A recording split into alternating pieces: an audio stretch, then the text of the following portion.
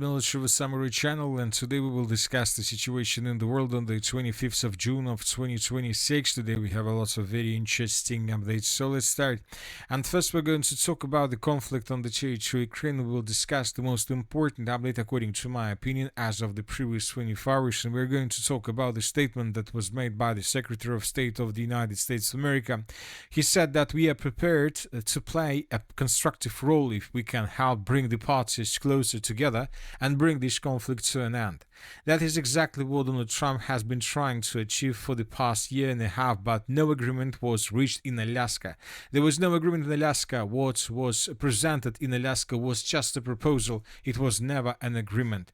So this is the most important statement as of the previous 24 hours, because if you know the Russians, since the end of the Alaska summit that took place during the August of 2025, have been always talking just about one thing, about the achievements, about the Anchorage meeting, about the spirit of Anchorage, about the understanding that the Russians and the United States of America managed to get to achieve as a result of the negotiation process. And the Russians were always calling this situation the understanding. That the Russians were saying that both the Russians and the Americans managed to get the understanding of the situation, and both the Russians and the Americans, since the end of August of 2025, were on the same side when talking about some positions, some global and political positions. And now the United States of America, more precisely the Secretary of State Mark Rubio, says that this is not the reality. This is not something that the Americans and the Russians been living so far since the end of August of 2026. That's the United States of America. We're always living in completely different realities. No agreements were reached in Anchorage, and those were just proposals, probably from the side of the Russian Federation, and those proposals, as we can see today, during the 25th of June of 2026, were rejected. So this is a very big attack on the Russian side, and probably this is the reason why we see significant escalation through the central part of Russia and southern regions of Russia. This is exactly the reason why we see the so many strikes on Russia's objects of energy infrastructure and oil infrastructure, and this is probably the reason why we can see the oil crisis brewing on the territory of Crimea. Obviously, the Russians will respond. The Russians will not just respond, the Russians will retaliate. As of the moment when I started making this video, we haven't received anything on the matter of any official statement from the Russian side, but this will be obviously. Another important thing during the previous 24 hours, during pro-Ukrainian sources and different sources made lots of very interesting statements, and this is probably one of the most important one. According to pro-Ukrainian sources, Russia has destroyed more than 150 gas stations in Ukraine over the last 2 months. Just imagine yourself, during the previous 2 months, the Russians destroyed 150 gas stations. We have discussed almost every single gas station that has been destroyed by Russians since the beginning of April of 2026, and we see that the Russians continue as of the previous 24 hours. As we discussed during the previous video, the Russians have destroyed around 10 gas stations, and they continue this process. The former Minister of Infrastructure of Ukraine, Pivovarsky, also reported that oil depots and other fuel infrastructure facilities are subjected to attacks almost every week. In addition, he reported that the Ukraine market is already preparing for difficult winter. Reserves are being formed, logistics capacities are being booked, contracts are being concluded, and as a result, fuel prices are also rising. Another important thing is that this winter will be extremely difficult, and Ukrainians need to prepare for it. Ukraine needs to restore more than 10 gigawatts of generation before a severe winter. Another important statement is that Ukraine mobilization will intensify in Ukraine. That was stated by the commander-in-chief of the armed forces, Syrskis. And another important thing is that today Russian hackers managed to hack some databases, some websites, and they leaked information about Ukraine's losses since the beginning of the special military operation. I believe that you're familiar with these documents and with this number, and if this number is correct, if this is the reality, then obviously this is a terrible situation. We will not announce this number, but the number is very high. It's much higher than I expected.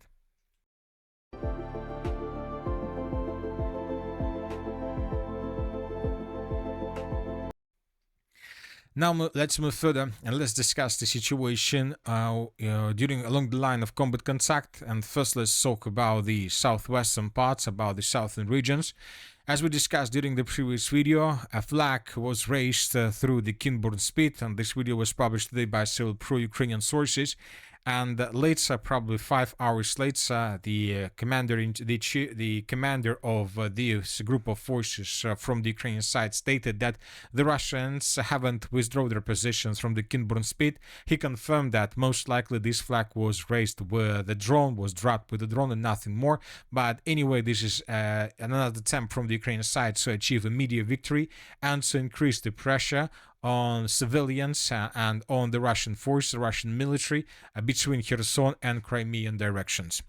Moving further, as of the Nikolaev-Kherson directions, during the previous 24 hours, lots of attacks were recorded. The Russians attacked a gas station in the southern parts of the settlement of Nikolaev, and this video was published by different sources. Here we can see a moment how Russians using a drone was attacking this gas station in the southern parts of the city of Nikolaev, and as a result of attack, this gas station was destroyed. Another important thing is that the Russians also destroyed a gas station on the northern parts, in the northern parts of the city of Kherson. As of this territory, we have just a few videos where we can see how the Ukrainians, how fire teams were trying to extinguish the fire and how they were stabilizing the situation. So once again, just a minute ago, we discussed that since the beginning of April of 2026, the Russians destroyed 150 gas stations, and obviously the Russians are not going to stop these days, and tomorrow, the day after tomorrow, we'll see more and more gas stations destroyed by Russians. The most important task for Russians is to stop Ukraine's deep attacks, the long-range attacks deep inside of the territory of Russia, because Russians understand if Ukrainians use trucks to attack Russia, then trucks needs fuel. If trucks need fuels, then the Russians need to destroy everything that can give this fuel to these trucks. The city of Nikopol, another gas station destroyed through the northern parts of the settlement. This gas station was destroyed. We have started adding all these gas stations to the map with the purpose to understand which of them were destroyed and which of them are still malfunctioning. The city of Zaporozhye, probably the heart of long-range or mid-range strikes deep inside of the territory of Crimea and Kherson direction. Since the beginning of the 23rd of June of 2026, according to information we have, the Russians destroyed dozens of trucks. You know that if the Ukrainians are saying that the Russians, since the beginning of April, destroyed 150 gas stations, this means that since the beginning of April, the Russians probably destroyed up to 2,000 or 3,000 of trucks, because every single gas station means that the Russians destroy up to 10 or 20 trucks around this area and nearby. In this video, we can see how fire crews of Ukraine were trying to extinguish the fire on the territory of this parking site. As a result of attack, as you can see, the Russians managed to deal significant damage. And as of the city of Zaporozhye, during the previous 24 hours, at least 2 gas stations destroyed were recorded. One of the gas stations was destroyed in the most southern parts of the settlement. Here we have fire teams trying to extinguish the fire, and another gas station was destroyed a kilometer to the north. Here we have more videos on this matter. So this is already a 5th gas station that was destroyed, that has been destroyed by the Russians just since the beginning of the 25th of June of 2026. And the most important is that the Russians continue this process, and the Russians are not going to stop. Furthermore, the Russians continue attacking the logistics of the city of Zaporozhye, and we believe that now the Russians are trying to not just destroy gas stations with the purpose to reduce Ukraine's capabilities to attack deep inside of the territory of Russia. The Russians are trying right now to isolate the eastern parts of the city of Zaporozhye from the west. So everything that we can see right now related to the city of Zaporozhye is not just attempts from the Russian side to reduce logistics, logistics, to reduce, military capabilities and so on, the Russians are isolating the city of Zaporozhye from the mainland. The Russians carried out several drills, military drills, to attack the Zaporozhye bridges. Now the Russians destroy gas stations, the Russians destroy parking site places that Ukrainians are able to use for different military purposes. The Russians try to cut the eastern parts of Zaporozhye from the western parts of Zaporozhye and from the mainland of Ukraine. And this is a part of the major battle for the city of Zaporozhye, which most likely is going to take place probably either in the end of the 2026 or at the beginning of 2027. Moving further, let's discuss the situation in the central part of Ukraine. During the previous 24 hours, lots of reports were recorded. The sources reported that the Russians attacked the city of Samar using several Iskander missiles. In coming hours, most likely we will receive videos on this matter. Now let's discuss the situation in the Dobropolye direction. Small changes were recorded. Today, pro-Russian sources stated that as a result of clashes, the armed force of the Russian Federation captured a small village to the northwest of the settlement of Grishna. We're talking about the village by the name of Mirna. And these are the changes on the ground between the days. This is the end of the 24th of June and this is the end of the 25th of June. The Russians continue advancing. Now let's talk about the Slaviansk-Konstantinovka direction. During the previous 24 hours, additional changes also were recorded, and this is the end of the 24th, and this is the end of the 25th of June. And as we discussed during the previous video, currently the Russians control up to 97% of the city of Konstantinovka, and the Russians continue advancing. The Ukrainians control less than 3%, and the Ukrainians continue withdrawing and retreating towards the settlement of Alexeyevo-Drushkovka. The Russians most likely will start the Alexeyevo-Drushkovka major offensive operation very soon. Another important thing that it seems that the Russians have been waiting for this situation for a very long period of time. We are talking about the statements made by the Secretary of State Marco Rubio. It seems that the Russians haven't been attacking Ukraine with the drones and missiles just with the purpose to receive, let's say, this statement and to use this statement as something that broke negotiations and deals between Russia and Ukraine, which will allow the Russians release the Russia's hands to probably to even intensify and to change the conflict significantly. Meanwhile, the Ukrainians continue building their positions, continue massive build-up around the city of Drushkovka. The Ukrainians preparing this stronghold for defense, and the Ukrainians will try to hold this stronghold for as long as possible.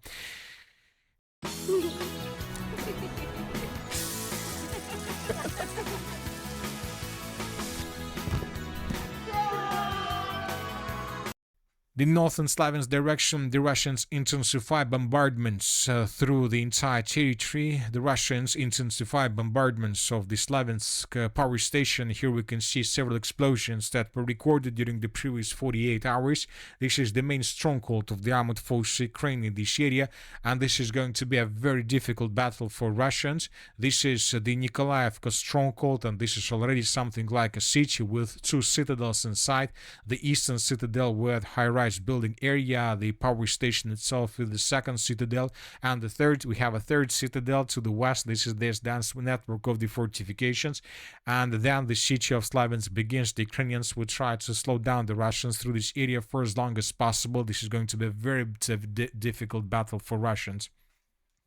Meanwhile, the Russians continue the battle and assault on the city of Liman. As of the previous 24 hours, nothing. We haven't received anything about the changes, but we received dozens of videos of how Russians were bombing and attacking different pontoon bridges, river crossings along the rivers of Seversky Donets and Probleskul. In this video, we can see how the Russians destroyed several pontoon bridges in this area with the purpose to cut and to destroy Ukraine's logistics and connections between cities of Liman and Slaviansk, and the Russians are trying to reduce Ukraine's logistic capabilities before the end of the Battle of Liman. The Russians are trying to soften the defenses of the armed forces of Ukraine. Furthermore, the Russians destroy the rivers and logistics along the river Voskol and in the area of the settlement of Studionov. So lots of videos were published on this matter, and we see that the Russians pay significant attention to the situation.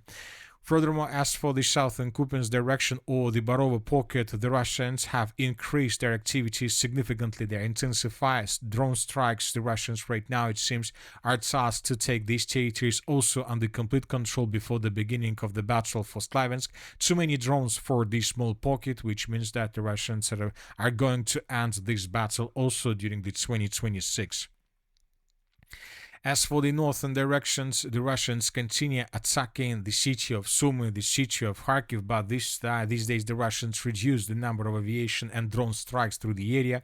But at the same time, the Russians improve their positions along the line of combat contact, and the most important is that the Russians, as a result of offensive operation, entered the northeastern Kharkiv forest. So we are talking about these territories. You can see there are lots of territories covered with trees, and the Russians, if they take these territories under complete control, would be able to begin concentration of very big forces, number of forces, which would be protected against drones and missiles from the Ukrainian side. But at the same time, from these positions, from positions of these forests, the Russians would be able to attack the city of Kharkiv with drones and to cut logistics of the northeastern part, because from these forests the Russians would be also able to cut the MO3 road and to not allow the Ukrainians to use the city of Chuguyev and the MO3 road for the logistic purposes through the eastern parts of Kharkiv region. It seems that this is exactly what the Russians are tasked for their need.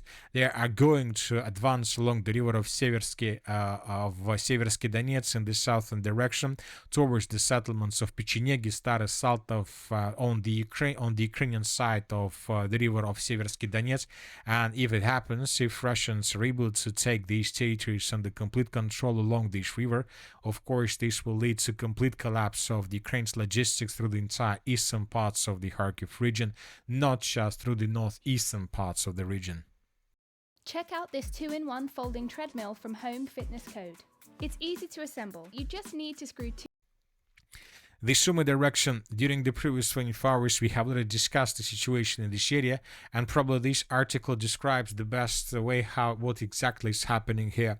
Very heavy fighting north of Sumy. Don't get caught up in maps and videos. Russians are at the gates of Sumy while towns and villages are spread sporadically. I'm surprised they haven't started the evacuation of the city, but I think they'll hold on as long as possible.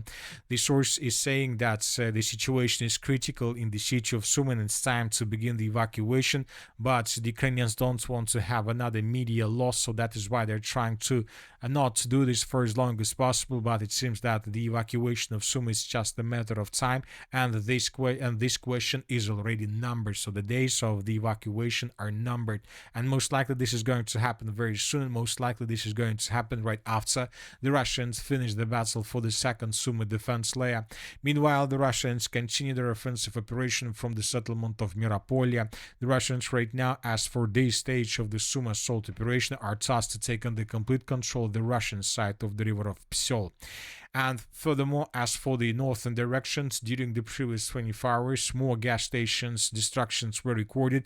One of the gas stations was destroyed on the territory of the settlement of Kralevets, and few more objects of energy infrastructure were destroyed on the territory of the city of Sumy. In this video, we can see a gas station destroyed in the area of the epicenter center mall. Here we have video consequences of attack. The gas station was completely destroyed without any chances to restore it, and another object of energy infrastructure, a substation, was destroyed through the southeastern parts of the settlement. So the days for a mandatory evacuation of the city of Sumy, the days of this situation are numbered. Another important thing, it seems that the Belarusians and Ukrainians managed to find a solution how to stabilize the situation between these two states. The president of the Republic of Belarus stated that these days he had a meeting with the authorities of the Ukrainian side. Lukashenko recently met with Zelensky's representatives in Minsk. I directly told them, guys, tell your president if he thinks he can talk to us like this and even drag us into a war, he should understand the quality of the war war will change instantly. So let's negotiate, guys. We need to negotiate substantially. So this is the statement, which means that most likely we won't see any conflict between Belarusians and Ukrainians. But who knows? This is the statement that was made by the President of the Republic of Belarus. We still haven't received any official reaction from the President of Ukraine, Zelensky. Who knows? Maybe he will reject the proposal of the President of the Republic of Belarus, and he will continue the conflict, and